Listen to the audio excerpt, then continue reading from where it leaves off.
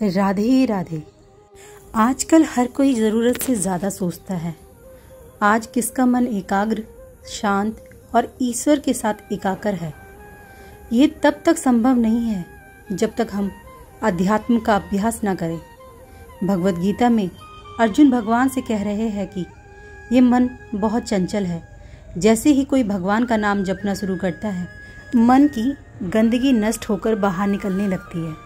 लेकिन नया साधक ये सोचता है कि जब से मैंने नाम जप शुरू किया है तब से विकार बढ़ गए हैं। असलियत में होता उसका उल्टा है। नाम जपने से हृदय और मन पवित्र हो जाता है। उस निर्मल मन में ही भगवान प्रकट होते हैं। निर्मल मन जन सो मोहि पावा, मोहि कपट छल छिद्र न भावा। आपको ज़्यादा सोचने से बचने के लिए भगवान का नाम जपना शुरू करना चाहिए।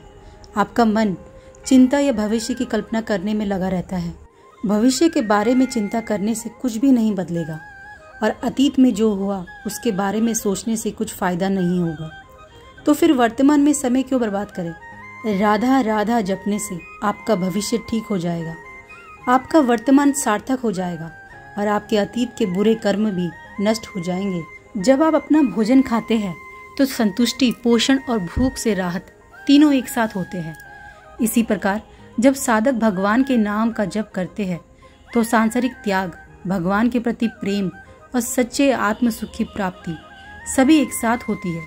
लेकिन जिस प्रकार कई दिनों से भूखे व्यक्ति को यदि खाने के बीच में रोक दे तो वह चिंतित हो जाएगा, उसी प्रकार यदि हम कुछ दिनों तक साधना या नाम जप करके रुक गए तो चिंता हम पर हावी हो जाएगी। ये सारी गंदी बातें जो हमारे मन में आती है भजन करने पर भी आएंगी और शायद ज्यादा मात्रा में भी आए। ये विचार पिछले कई जन्मों से हमारे भीतर है। मन भगवान द्वारा बनाए गए मेमोरी कार्ड की तरह है। इसमें इस ब्रह्मांड की शुरुआत से लेकर अब तक की घटनाओं की सामग्री है। आप एक जगह बैठे हैं लेकिन आपके दिमाग में पूरी फिल्म चल रही है। राधा राधा जपने से आपके मन में स्टोर्ड फुटेज एक एक करके डिलीट हो जाएगी। पतंजलि जी ने कहा है कि यदि आप बहुत लंबे समय तक श्रद्धा के साथ भगवान के नाम का जप करेंगे तो ये सभी पापों को मिटा देगा और आपके हृदय में भगवान के लिए प्रेम प्रकट कर देगा। सातु दीर्घ काल निरंतर्य सत्कार सेवितो दृढ़ भूमिया। लोग 2-4 बार जाप करके अपनी समस्याओं का समाधान चाहते हैं। हम मृत्यु लोक में हैं।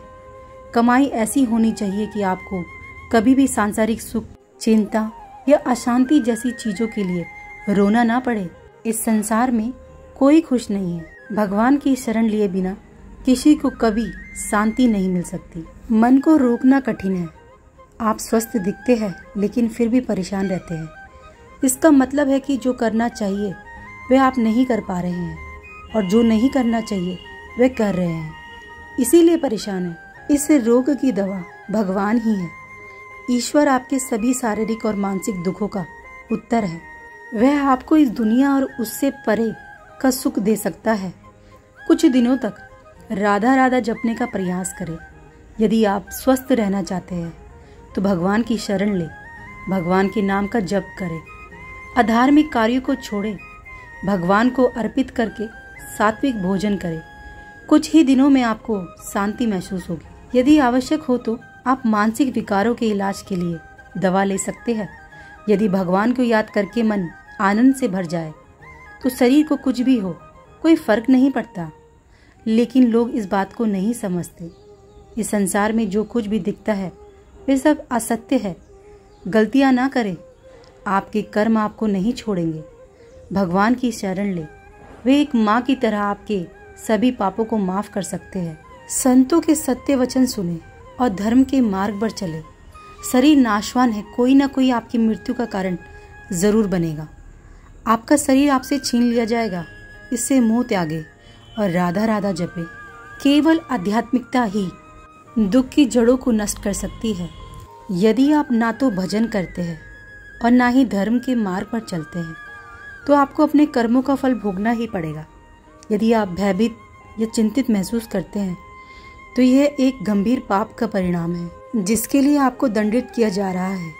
हमें ईश्वर से प्रेम करना है, इस शरीर से नहीं। भगवान से शरीर को स्वस्थ रखने की मांग न करें।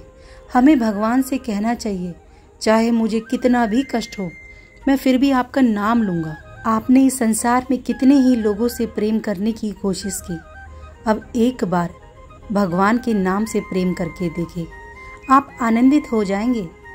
भगवान के नाम का जाप करें, भगवान की शरण लें, उचित आहार और जीवन शैली अपनाएं, नशा ना करें और ब्रह्मचर्य का पालन करें। जय श्री राधा, जय श्री हरिवंश।